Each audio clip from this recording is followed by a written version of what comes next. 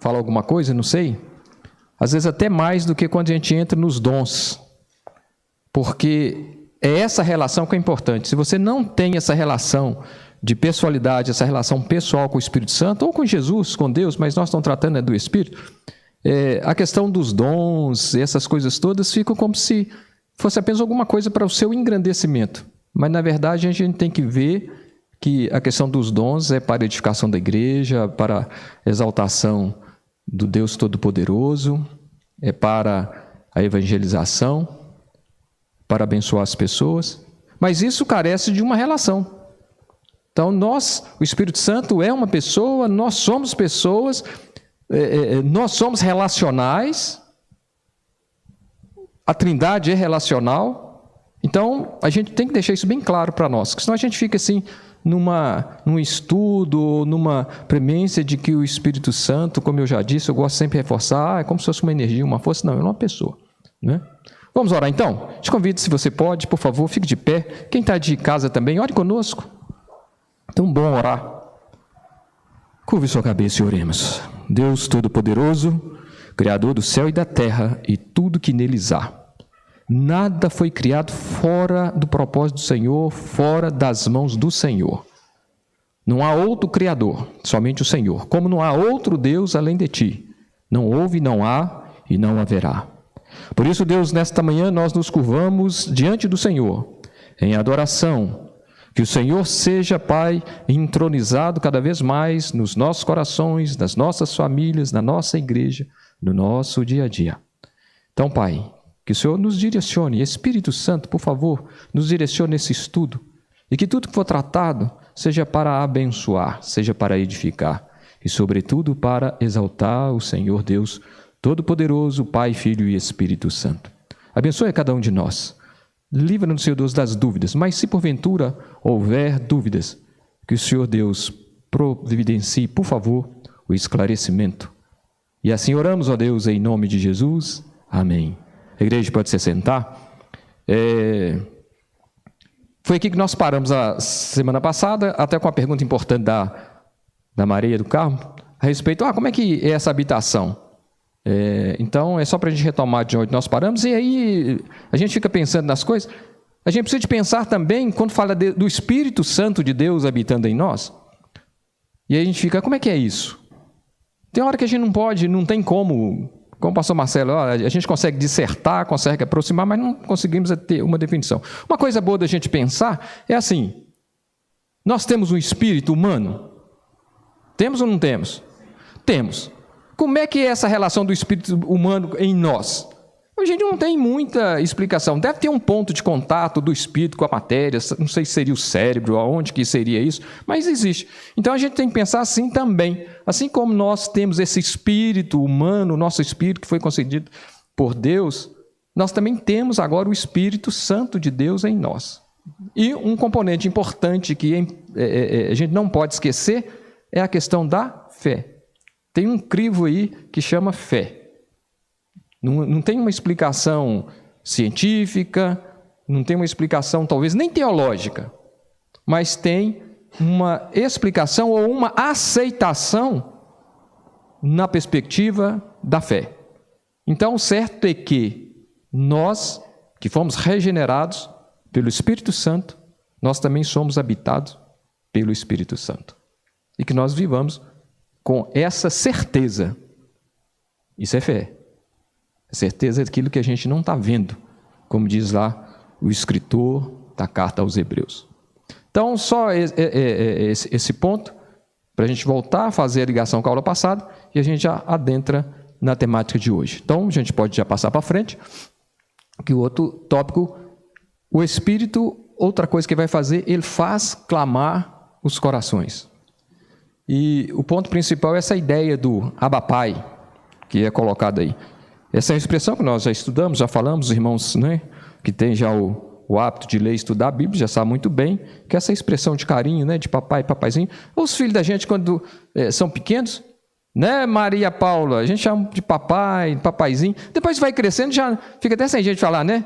Em vez de falar papai, é preferir falar meu pai, né? Que também é bom. Porque às vezes fica assim, sai mais papaizinho ou papai, parece que a gente está meio que pagando bico hoje nesse mundo, né, que nós temos aí.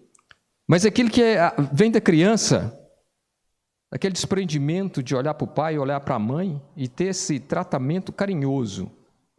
Por exemplo, o povo judeu, eles não tinham essa perspectiva desse tratamento carinhoso para com Javé, para com Deus.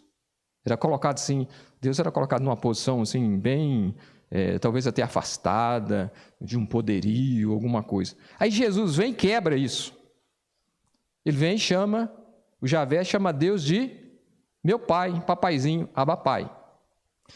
E agora, o que o Espírito Santo faz? O Espírito Santo, ele vem, está habitando em nós, e ele vai, né? E porque vós sois filhos, é importante a gente entender que agora nós somos filhos, nós somos regenerados, nós somos o quê? Adotados na família de Deus, né? A gente pode entender aí como Jesus sendo, se ele é filho de Deus, nessa perspectiva de filho, nós vamos entender que ele é nosso irmão, não é? De repente o irmão mais velho, ele é a primícia, o primogênito, é o que está em primeiro lugar. Não que ele tenha sido criado em primeiro lugar, mas aquele que em tudo as coisas estão sendo restauradas e redimidas.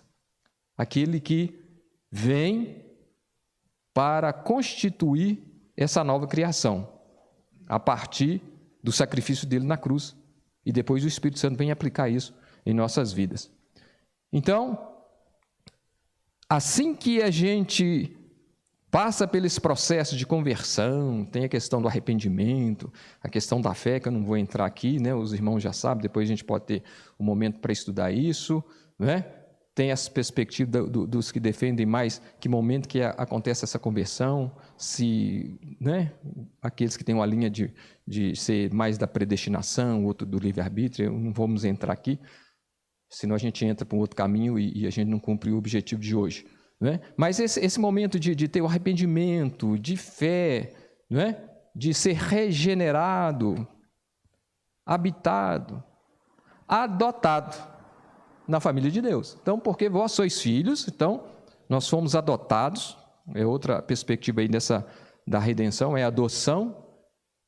Enviou Deus ao nosso coração o Espírito. Olha só, e porque vós sois filhos, enviou Deus ao nosso coração o Espírito. Ou seja, quem não é filho, não tem o Espírito. Ou seja, quem não é regenerado, não tem o Espírito. Quem não abriu o coração para o Senhor Jesus, não tem o Espírito. Mas o Pai envia aqueles que são filhos adotivos, filhos por adoção, né? Envia o coração, o Espírito de seu Filho. E aí depois a gente vai ver, que eu já falei, vou repetir de novo, umas variações que nós temos com relação a essa terminologia que fala Espírito Santo, Espírito de seu Filho. Mais à frente a gente vai ver bem rapidamente, não precisa de aprofundar, é só algumas variantes que a gente vê na Bíblia Sagrada. Então, ele coloca no coração esse Espírito de seu Filho que vai clamar Abba Pai. Ou seja, a Bíblia tem, não vou saber o endereço direitinho aqui, mas ninguém fala que Jesus é Senhor se não for pelo seu Espírito. Eu não vou saber o endereço, mas nós conhecemos bem. Então, nós só falamos Jesus é Senhor, confessamos isso, pela ação do Espírito. Quem não tem Espírito não consegue falar isso. Se fala, é coisa só de superficialidade, de moda, não é? Agora, esse Espírito nos conduz a uma proximidade, a uma intimidade com o Pai. Ou seja, assim como Jesus tratou o Pai de Abba Pai, papaizinho, meu Pai, esse tratamento íntimo, o Espírito agora nos possibilita, porque Ele está em nós, e Ele clama, e com isso Ele faz com que nós também falemos isso. Abba Pai, Paizinho.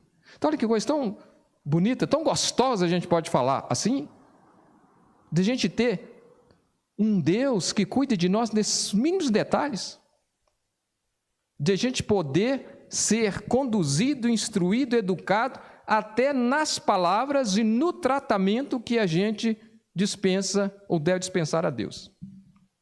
Porque,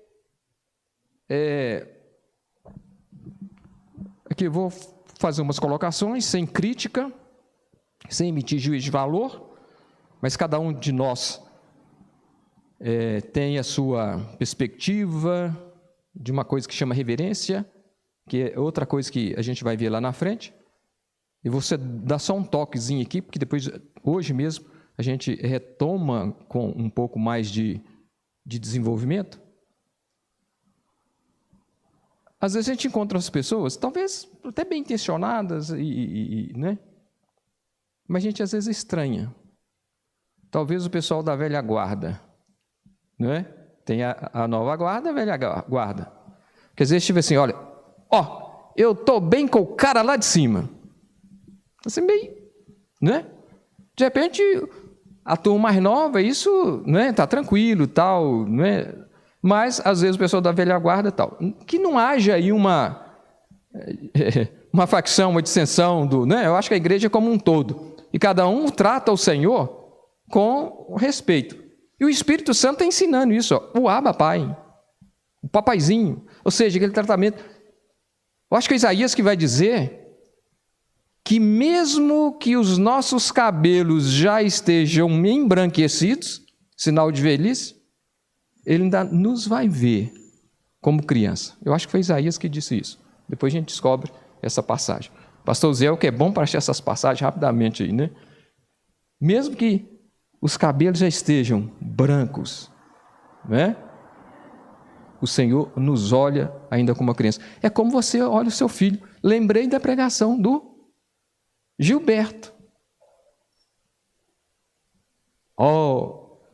Já está um rapazão lá de 30 anos. É meu menino. Não é assim que nós aprendemos? Nessa ilustração tão boa de perceber? Porque é. A gente não enxerga. Então Deus nos enxerga sempre nessa perspectiva. Não é que Ele nos enxerga numa perspectiva de infantilidade, de criança nesse sentido, mas é de carinho, de proximidade, de intimidade, de cuidado. Né? Porque dificilmente a gente pega lá, né, um filho já velho e você trata assim como se ele fosse infantil ainda. Lógico que não. Mas é você ainda relembrando aqueles tempos. Não é? Às vezes você vê. Quantas vezes, né, Vicente?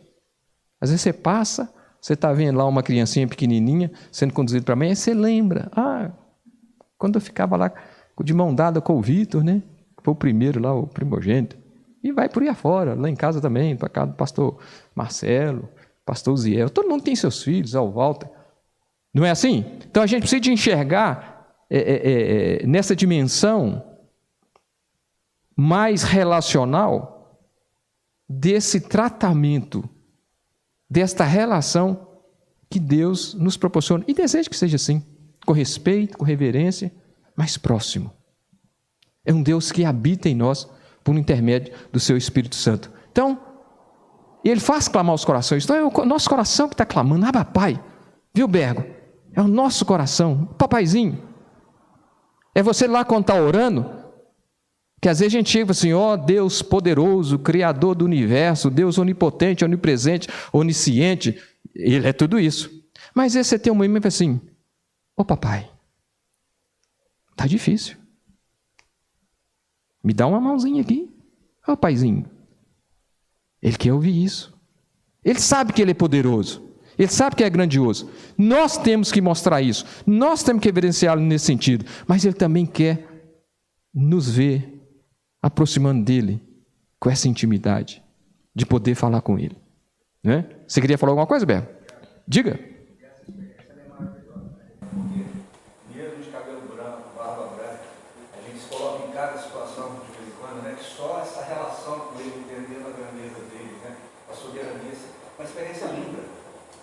Tem coisas que o pastor Marcelo não vai conseguir resolver para mim, o pastor Ziel, você, Guilherme, mas essa experiência com o Pai é real. E quando a gente se permite isso, né, esse Abba Pai, é uma coisa maravilhosa.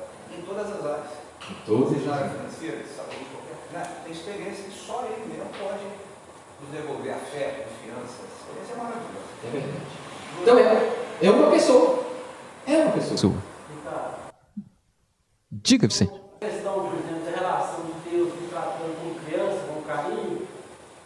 Lembrando da pregação do pastor Marcelo, em contrapartida, nós como filhos tem que ter muito cuidado para não haver uma libertinagem na relação com filhos em relação a Deus, e tratar a Deus como um amigo, de qualquer forma, de qualquer maneira, sem nenhuma reverência, respeito. Então, essa relação contrária provocou de Deus conosco.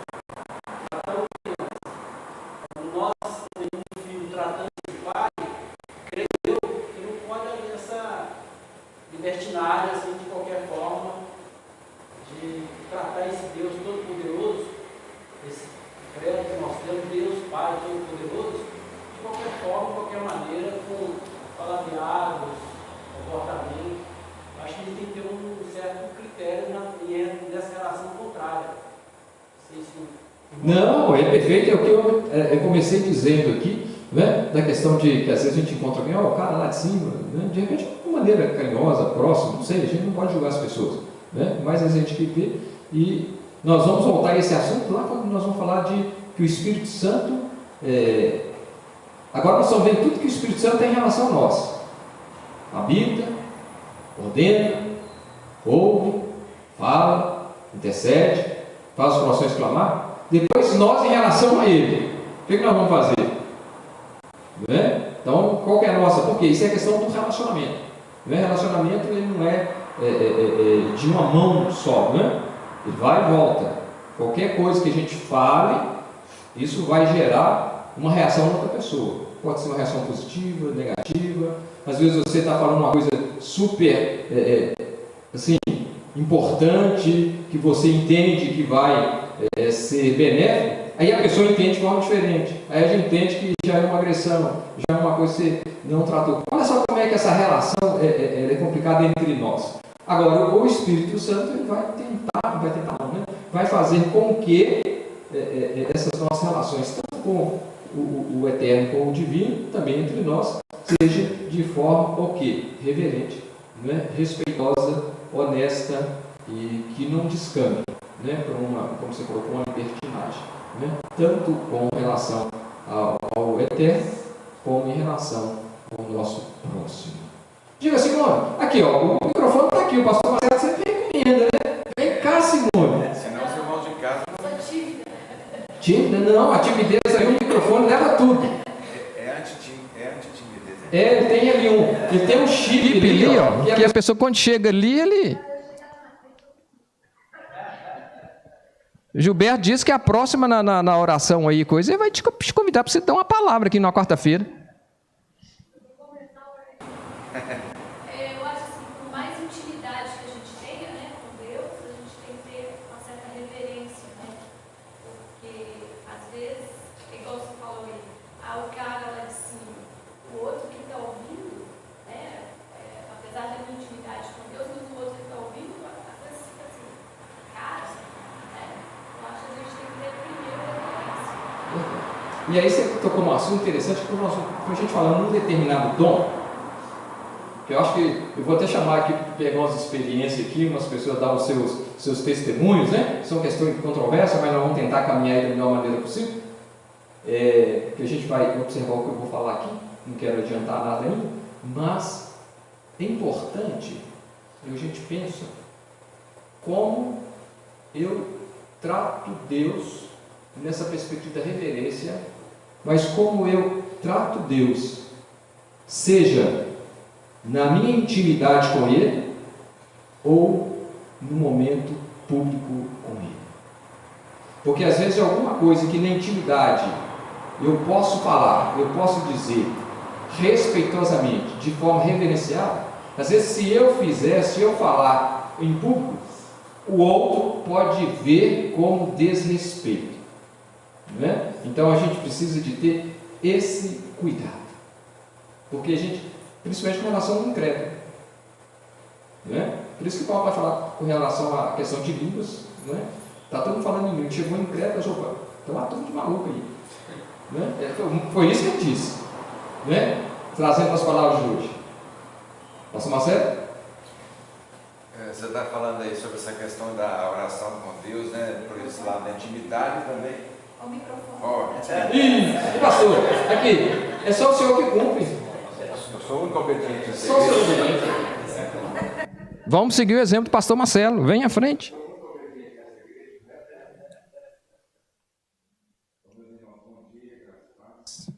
Bom dia.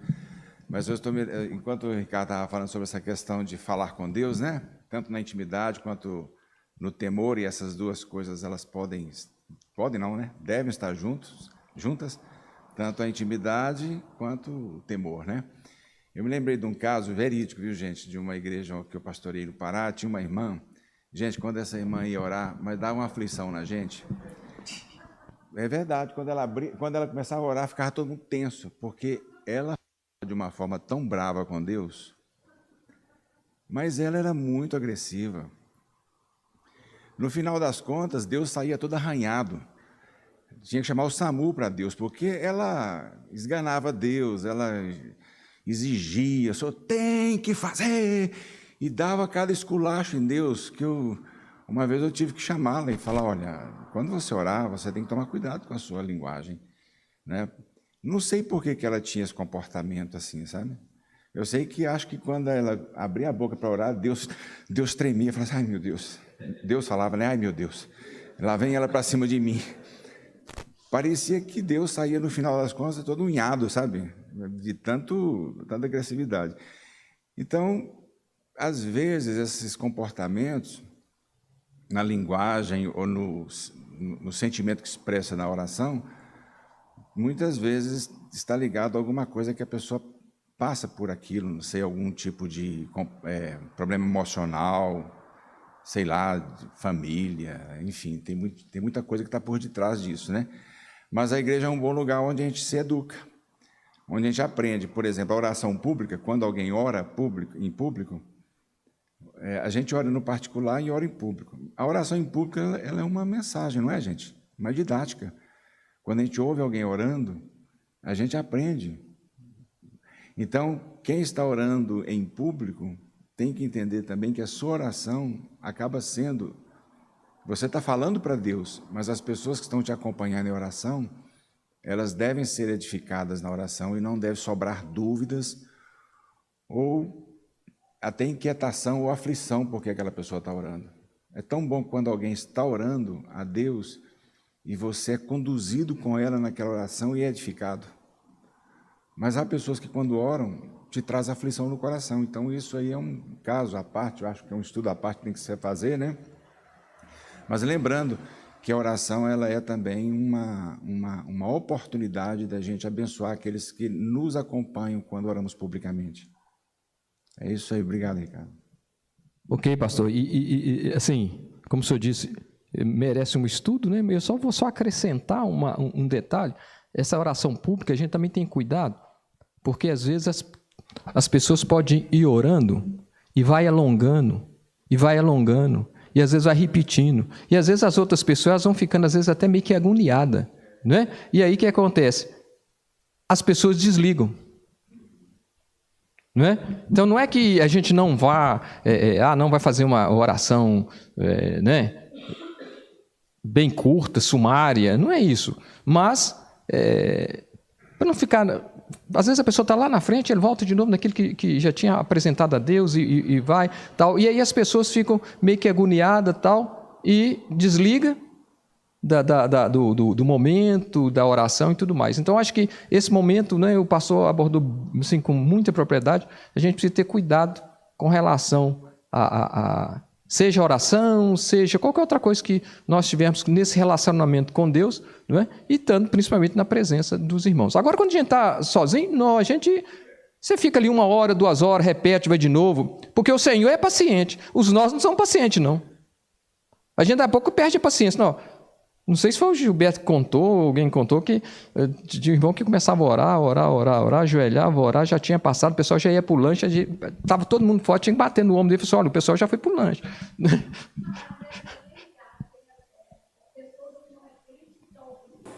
a gente já é criticado. Fala, nossa,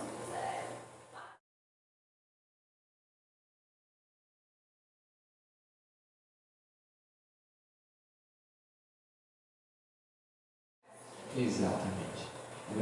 Então nós já tivemos alguma coisa aí sobre a quarta-feira, hein? A oração já... não é?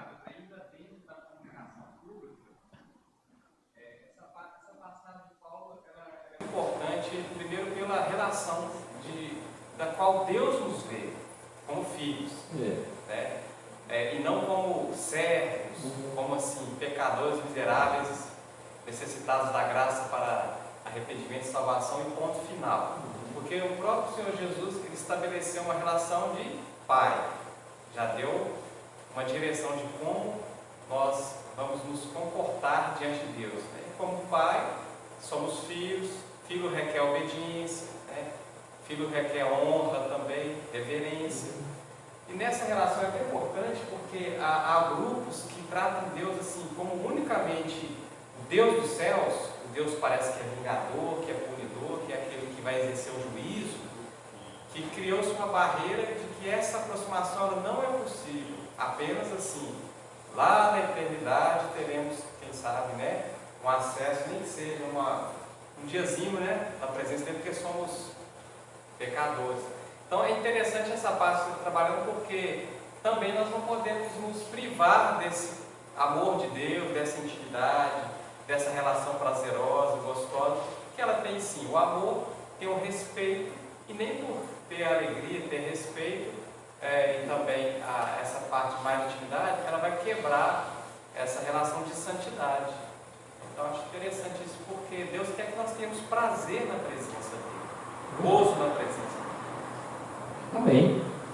Só antes da gente passar para frente, você colocou uma coisa tão interessante aí e acabou que nós discutimos sem categorizar. Quando a gente estuda a revelação, estuda a palavra de Deus, a gente vê que as coisas ela trabalha numa tensão. O reino já e ainda não. Não é? Nós aprendemos, não vamos discutir isso aqui, mas só falar, o reino já e ainda não. Como Lutero vai dizer, nós somos santos, mas pecadores. Ou seja, nós somos separados. Santo no sentido de separado, mas nós estamos pecando. Não é? Reverência, sim. Intimidade, também.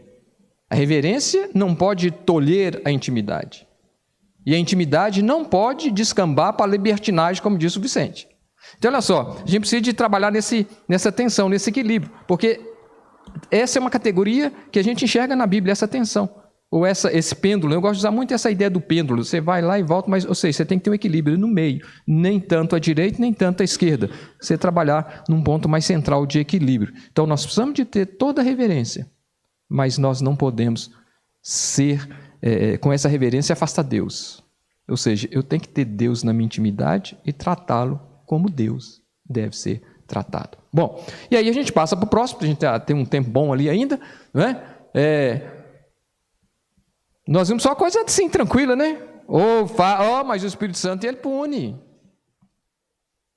O Espírito Santo pune, porque Deus é um Deus justo. O Espírito Santo é Deus, então a perspectiva da justiça não se perde. Então, a gente vai prestar atenção nessa passagem, né, que a gente tem aí, que é lá do Ananias e Safira, que muitos pregam, ensinam de forma errada, não é? As pessoas pegam essa passagem para poder meter medo nas pessoas com relação ao dízimo, com relação à oferta. Se você não der oferta, cuidado, hein? Seu marido já foi, daqui a pouco vai você também. Mas tem pessoas que colocam que como se isso aí tivesse sido em função do dinheiro. Não é, a questão aí está na mentira. Aí a questão é a mentira. Não é? Tornou-lhe Pedro, por que entraste em acordo para tentar o Espírito Santo do Senhor? Eis aí a porta os pés do que sepultar teu marido, e eles também te levarão. No mesmo instante caiu ela aos pés de Pedro e expirou. Atos 5, 9, 10, vamos lá? Acho que é interessante de dar uma olhadinha, para a gente relembrar essa passagem, né, tão marcante aí. Ananias e Safira.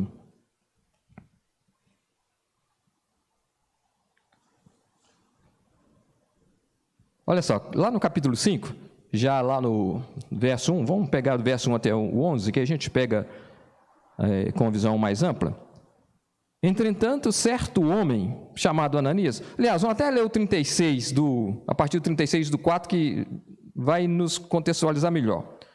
José, a quem os apóstolos deram o sobrenome de Barnabé, que quer dizer filho de exortação, levita, natural de Chipre, como tivesse um campo, vendendo-o, trouxe o preço e o depositou aos pés dos apóstolos. Então, o que o José fez? Ele foi lá, ele tinha um campo, tinha uma propriedade, vendeu e colocou aos pés dos apóstolos. Qual que é a ideia de colocar aos pés dos apóstolos? Ou seja, aqui é uma oferta para que possa ajudar os empobrecidos da igreja lá em Jerusalém. Então, para ajudar, para abençoar. Então, eles sentiram isso no coração. Fizeram. E tantos outros faziam isso. É bom lembrar que isso não era uma obrigação, não tinha isso como a pessoa tinha que vender, tinha que pegar suas coisas, igual muitas vezes a gente vê hoje, né? Vende sua televisão, vende seu carro, dá sua oferta. Não tinha isso não. Ou seja, as pessoas, né, elas de per si, elas viam o sofrimento, a necessidade, elas tinham desprendimento, tinham a generosidade e abençoavam. Tanto é que naquele momento mais inicial, tanto é que isso a gente não vê mais falando. Não digo assim hoje, né? Não há repetição disso na Bíblia, a gente não vê, a gente vê sim, Paulo pedindo oferta lá entre os gentios para ajudar a igreja de Jerusalém, que estava lá em período de fome, tudo mais, levantando oferta, mas você não tem, a gente não vê isso é como se isso aqui não ficasse, não tivesse assim uma determinação. Até porque a gente está aqui em Atos do Apóstolo, que é um texto narrativo, e normalmente dizem que o texto narrativo não gera doutrina. No entanto, eu faço uma ressalva que já tem estudiosos, exegetas, que já dizem que é possível em determinadas circunstâncias achar doutrina em termo narrativo. É só uma ressalva aqui, mas não vamos entrar em discussão com relação a isso. Ou seja, então esse moço fez isso. Aí aparece a história do Ananias e da sua esposa Safira, que aí já é o capítulo 5. Entretanto, certo homem chamado Ananias, com sua mulher Safira, vendeu uma propriedade. Ou seja, fez como José fez. Vamos vender a propriedade. Mas, em acordo com sua mulher, reteve parte do preço e, levando o restante, depositou aos pés dos apóstolos. Ou seja, ele fez como José fez. Vendeu, colocou aos pés dos apóstolos para abençoar outras pessoas, mas reteve parte disso. Né? Então disse Pedro, Ananias, por que encheu Satanás teu coração para que mentisses ao Espírito Santo, reservando parte do valor do campo, conservando-o porventura não seria teu, e vendido não estaria em seu poder? Como, pois, assentaste no coração esse desígnio? Não mentisse aos homens, mas a Deus. Então ele está falando o seguinte, olha, se você podia ter vendido, ficado com o dinheiro, você não precisa nem ter dado tanto que você achasse que poderia ser dado. Agora, o que é que você faz? Você faz uma manobra aí, né? Eu dou parte e fica como se eu estivesse dando tudo. Ou seja, eu vou buscar uma glória própria, falando que eu dei uma quantidade enorme, enquanto lá na intimidade, lá no segredo, é só parte que foi dada. Então, há uma mentira aí. E aí ele é orientado, Satanás te levou você para esse caminho, encheu o seu coração, e você acabou mentindo. Verso 5. Ouvindo essas palavras, Ananias caiu e expirou, sobrevindo grande temor a todos os ouvintes. Ou seja, ele morreu ali na hora. É um texto narrativo que está mostrando que a pessoa morreu. Não quer dizer que, se você mentiu aqui para o pastor Marcelo, né? Pastor, eu estou dando esse dízimo aqui, eu estou dando tudo, tal, que você vai sair ali na porta, você vai bater a cachuleta, como diz aí, né? Bater as botas. Não. Não. Mas, não vou colocar medo em você não, mas de repente pode. Existe uma soberania de Deus. Né? Então não está dizendo que isso vai acontecer, que não deu dízimo, não deu oferta, tal, que vai acontecer. Né? Não está falando isso. Mas aquela situação concreta, pontual, da situação daquele casal em relação a uma oferta, a igreja primitiva, tudo começando, aconteceu a morte de um deles depois do outro, né? 6. Levantando-se os moços, cobriram-lhe o corpo e levando-o sepultaram. Quase 3 horas depois entrou a mulher de Ananias, não sabendo o que ocorrera. Então Pedro, dirigindo-se a ela, perguntou, dize-me, vendeste portanto aquela terra? Ela respondeu, sim, portanto. Tornou-lhe Pedro: por que entraste em acordo para tentar o Espírito Santo Senhor? Aqui é possível que ele tenha perguntado: se você vendeu por tanto, vai vendi. Eu não sei se ele está perguntando por tanto que era menor ou por tanto real. O certo é que ela falou que vendi. Se foi pelo menor, ela tornou a mentir. Não é? Se foi pelo maior, ela está admitindo aí toda aquela manobra. Eis aí à porta os pés dos que sepultaram seu marido, e eles também te levarão. Que coisa, hein? No mesmo instante, caiu aos pés de Pedro e expirou. Entrando os moços, acharam na porta morta e levando-a, sepultaram-na junto do marido. E sobreveio grande temor a toda a igreja e a todos quantos ouviram as notícias desses acontecimentos. Olha só como é que é interessante. É que nós acabamos de discutir aqui. Nós falamos dessa intimidade, não é? Nós falamos dessa intimidade com Deus, essa intimidade com o Espírito Santo, essa reverência. Agora nós estamos vendo um outro lado. Quando se mente, é uma maneira de ser irreverente. Quando os filhos mentem para os pais, é uma maneira de estar o quê? Dando uma enganada. Mesmo os meninos pequenininhos que não têm essa consciência ainda, mas já tem aquele germezinho ali, deixa eu dar aqui, ó, não fui eu que quebrei o vaso, foi o outro. Ou vão colocar no lugar. Então você tem aí uma maneira de ser irreverente. Por isso que quando nós entramos na presença do Senhor, a gente tem que entrar nu. Deus tem que nos enxergar. Nu, lógico, eu estou... Uma maneira de expressar, viu, gente? Porque senão daqui a pouco, opa, o irmão Ricardo disse que é nu, tem que orar dentro do banheiro. Não, não é isso. Nu que eu falo é você tirar tudo aquilo que possa impedir você de Deus te ver.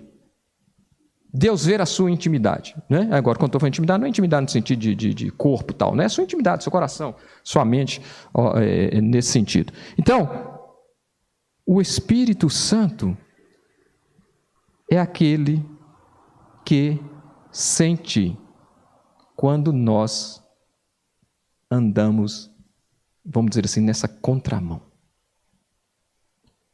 E se é caso de ter uma punição, há de ter a punição.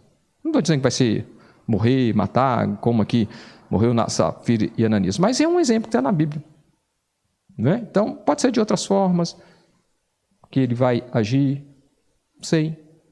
Não é? O certo é que nós precisamos de pensar que o Senhor precisa de toda a reverência. Ok? Bom, nós falamos só das coisas boas, ficou aqui no finalzinho, assim, né? Tem um castigo aí, né? Mas vamos, porque Deus é justo. É uma das características que nós vimos lá, você lembra? Nós olhamos, uma das características é justiça. Justiça. Então, Deus é justo. Deus não deixa passar. Por isso que Ele mandou o Filho dele, que morreu. Pagou o preço. Alguém pagou o preço pelos nossos pecados. Isso é justiça. E essa justiça que foi em cima de Jesus, né, que se cumpriu em cima de Jesus, aí agora ela é acreditada a nós. Importante a gente sempre lembrar que Deus é justo. Deus é amor, mas Deus é justo.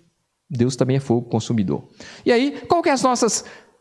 agora vamos ver aqui as nossas reações, os nossos posicionamentos, as nossas atitudes em relação ao Espírito.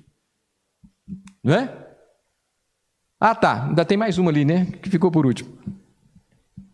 Lá no finalzinho, né? Essa aqui a gente não precisa de discorrer muito, porque é bem tranquilo. Lá no finalzinho, lá em Apocalipse, lá no final, lá no capítulo 22, o Espírito convida. O Espírito convida. E o Espírito e a noiva convida, vem. Então o Espírito está convidando todos nós.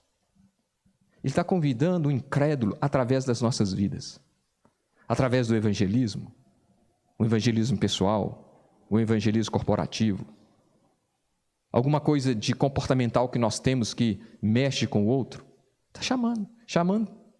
Então esse que ainda é ímpio, para que ele tenha a sua regeneração, tenha a sua conversão, e nós que já passamos por esse estágio, para que a gente tenha tudo isso que a gente viu, relacionamento, intimidade, reverência, porque ali já está no final da história. É quando nós falamos aqui, né, que nós levantamos aquela questão, como é que nós vamos ver Deus, né? Quem é que nós vamos ver? Ou seja, já naquele momento de proximidade. Que agora nós temos essa intimidade assim, eu não estou vendo, pela fé. Mas lá nós vamos ver. Olha só que coisa interessante. Então, ele convida. Venha, participe. E aí serve para tantas coisas, né? Venha para a igreja, venha congregar, venha participar das atividades da igreja, venha trabalhar. E acima de tudo, venha ter proximidade com Deus. Porque não adianta também, vem para a igreja, trabalha, mas não tem proximidade com Deus. O ponto é a proximidade com Deus. É o que rodou aí no grupo dos homens e que eu tinha visto um último e-mail do Tim Keller para o pastor e teólogo John Piper, que vai dizer que o mais importante, em resumo a mensagem dele, o mais importante não é nos entusiasmarmos com o nosso sucesso. Seja o sucesso na empresa, seja o sucesso na profissão, seja o sucesso nos estudos, seja o sucesso na igreja. Nós devemos nos entusiasmar, nos alegrar, porque o nosso nome está escrito no livro da vida. E ele vai falar justamente isso em decorrência daqueles 72 discípulos que retornam e falam para o Senhor: olha, nós oramos, expulsamos demônios e tal. Aí o Senhor falou: olha, não precisa te alegrar com isso. Alegre porque o nome de vocês está escrito no livro da vida. Não é? Então, essa ideia do livro, de estar o seu nome escrito no livro da vida, essa ideia de proximidade, de estar com o Senhor, de estar vivendo com Ele, porque senão a gente faz tantas coisas na igreja, tanto ativismo, mas nós estamos longe do Senhor. Às vezes nós estamos fazendo até para o outro ver. Mas, essa proximidade, esse sentar no colo de Deus, colocar a cabeça no peito de Deus, isso nós precisamos ter. E é nesses momentos, principalmente, devocionais, íntimos, lá na sua individualidade, que você vai ter. Você vai ter essas experiências com Deus. E depois você compartilha, e você abençoa outras pessoas que recebem essas informações que você traz. Bom, e aí quais são as nossas atitudes? Uma das atitudes tem que ser de obediência, não é? Mas, se é de obediência, significa que nós também podemos ser desobedientes, lógico. Então, a gente encontra essa passagem lá no livro de Atos, com relação a Pedro. Enquanto meditava Pedro acerca da visão, teve aquela visão do lençol, lembra daquela visão, daquele lençol que desce com animais impuros e tal? Deus trabalha o coração de Pedro mediante essa visão. Então, enquanto meditava Pedro acerca da visão, disse-lhe o Espírito: estão aí 2 homens que te procuram, levanta-te, pois, desce, vai com eles, nada duvidando, porque eu os enviei. Ou seja, aqui nós estamos vendo aquela ideia da ordem, né, que nós já tínhamos visto essa passagem anteriormente, salvo engano, da ordem do Espírito Santo. Agora nós estamos enxergando que Pedro obedeceu. E descendo Pedro, ou seja, o Espírito disse, descendo Pedro para junto dos homens, diz: aqui me tendes, sou eu quem buscais? A que viestes? E aí nós vamos entender com o restante da narrativa que Pedro vai com eles, vai para a casa de Cornélio, e nós sabemos tudo aquilo que aconteceu lá, não é? Aquelas pessoas abriram o coração, conheceram a história de Jesus, o sacrifício de Jesus, e se converteram. Ou seja, obediência. Né? Obediência. Outra situação de obediência também nós vamos lembrar do Filipe também, que quando o Espírito disse para ele, ou ordenou: vai para a estrada de Gaza que você vai encontrar o eunuco ali da Etíope, que ele está precisando de uma EBD, uma EBD evangelística. Filipe foi, obedeceu e deu aquela aula lá para o eunuco. Então, é possível obedecer ao Espírito, como é possível não obedecer. Alguém pode receber uma direção do Espírito e não cumprir, simplesmente desconsiderar. Às vezes você está em determinada situação e você recebe uma impressão no seu coração para orar por determinada situação, determinadas pessoas. Melhor conselho: ore. Porque, não vou dizer categoricamente que é o Espírito, mas pode ser o Espírito estar colocando no seu coração para orar por uma situação daquela. E às vezes pessoas vão ter escape porque você orou. Então, o Espírito. E às vezes você pode Será? Não vou orar por isso não, isso aqui é coisa da minha cabeça e tal. Se você é crente, o Espírito Santo fala com você. Se vocês têm intimidade com Ele, Ele fala com você. Se porventura não for um caso de oração, que mal faz orar? Orar só faz bem. Então, se você teve um sonho, às vezes você sonha com uma pessoa, mas por que você sonha com essa pessoa? Te aconselho, ore por essa pessoa. Aí, meu Ricardo, você está falando que o Espírito Santo diz para orar ou que ele está tirando? Não estou dizendo isso não, mas é provável. Então, ore por essa pessoa. Às vezes é uma pessoa que você não vê há tanto tempo, não tem notícia.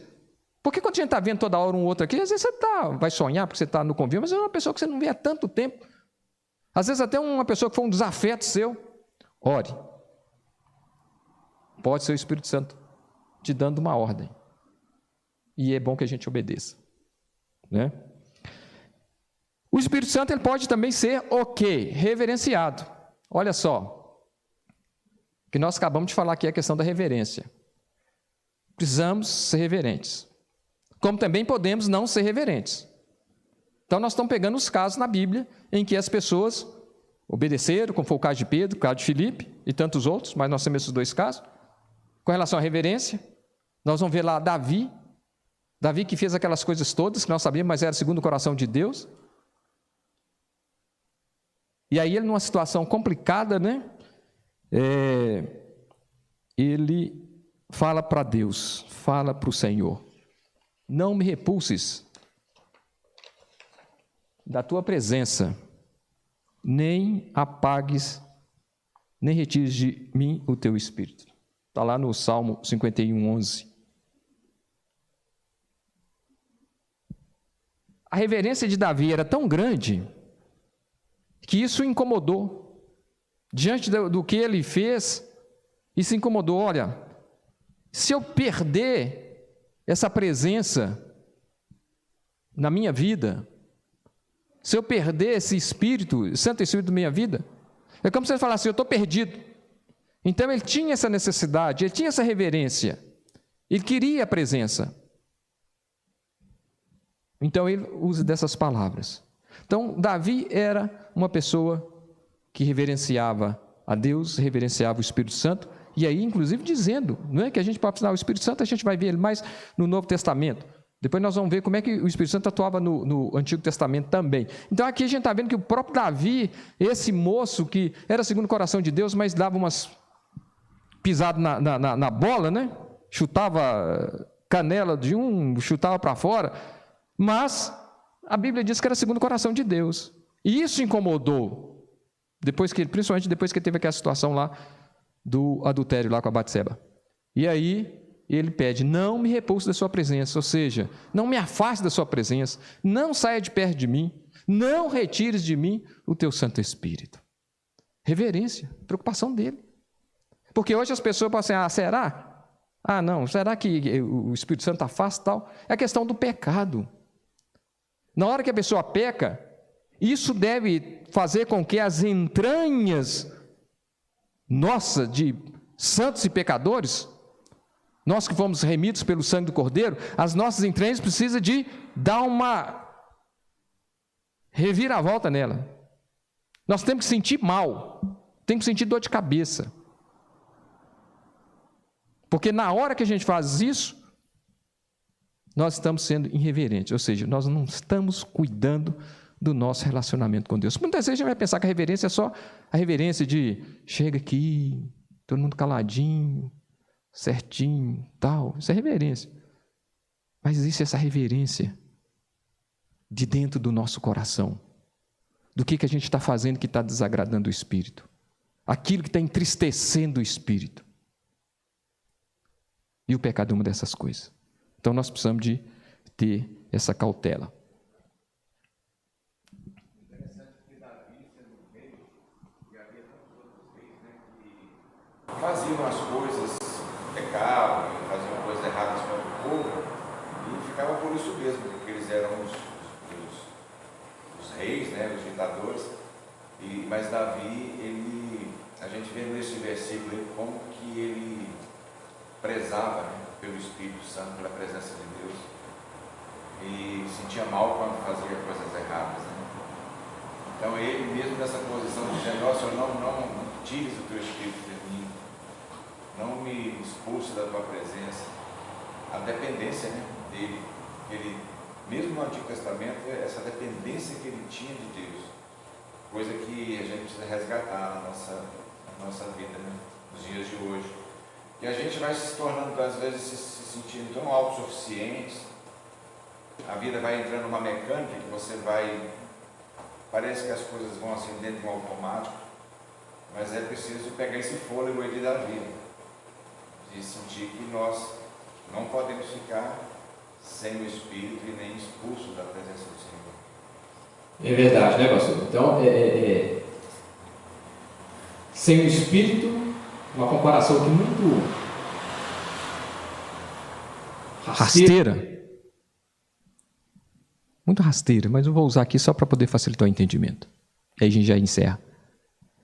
É você ter um motor e você não ter o combustível. Você não ter esse Espírito que te move. É Ele que faz tudo isso em nossas vidas. Então nós precisamos do Espírito de Deus em nós. E Davi, como o pastor disse, tinha essa necessidade. Que não fiquemos somente na dependência das nossas coisas, da nossa inteligência, do nosso intelecto, da nossa oratória, dos nossos conhecimentos, do nosso trabalho, do nosso ministério, do nosso dinheiro, mas que saibamos que tudo isso, se não for pelo Espírito, não tem validade assim essencial. Pode ajudar em alguma questão, mas na essência, no ponto central, né? Você pode perder tudo e ter o Espírito Santo e você estar bem. Mas você pode ter tudo. Se você perder o Espírito Santo, desculpe o termo que eu vou usar lá aquele homem tinha um chapelão que falava lá, mas não é o outro chapelão não tinha um programa aí lá de Patinga. Se você não tiver o Senhor, eu sei que é lá Quintão o nome dele, tinha um programa. Você está lascado, aquele termo lá bem do interior. Então, sem o Espírito, nós estamos lascados. Pode ter tudo, nós estamos lascados.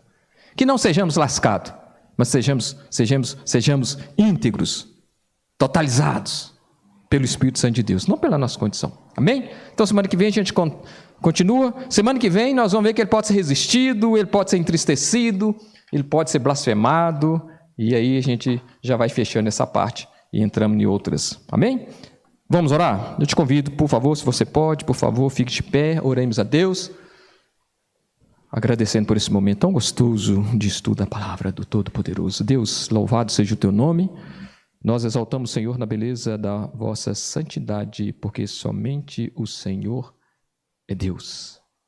Obrigado pelo Santo Espírito que nos direciona, nos ilumina, fala conosco, intercede por nós, nos convida, nos enche com a sua plenitude. Obrigado. E que nós possamos sempre caminhar no Espírito. Obrigado, Deus, por esse momento e abençoe, Deus, os atos culticos seguintes que nós teremos nesta manhã. Assim oramos em nome de Jesus. Amém. Pastor Marcelo recomenda 2 minutos hoje, sem correr no parquinho.